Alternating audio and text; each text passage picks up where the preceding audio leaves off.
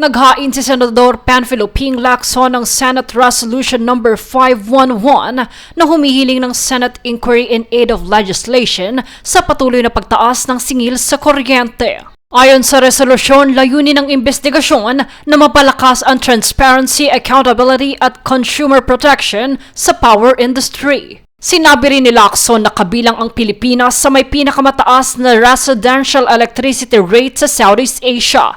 Kaya malaking pasanin ito sa mga pamilya, manggagawa at mga negosyo. Binanggit din niya ang mga reklamo ng ilang customer ng Meralco tungkol sa umunoy biglaang pagtaas ng kanilang electric bill sa mga nakalipas na buwan. Kabilang din sa nais busisiin ang mga issue sa meter reading at system loss charges na ipinapasa sa mga consumer. Ayon pa kay Lacson, dapat ding suriin kung sapat ang mga umiiral na regulasyon upang maprotektahan ang publiko laban sa hindi makatwirang singil sa kuryente. Samantala, naghain din si Senador Risa Ontiveros ng hiwalay na resolusyon na humihiling ng pagrepaso sa Consumer Protection Rules ng Energy Regulatory Commission o ERC kaugnay ng mga reklamong maling billing. Sa kabila nito, wala pang pahayag ang ERC at Meralco kaugnay ng panukalang investigasyon ni Lacson.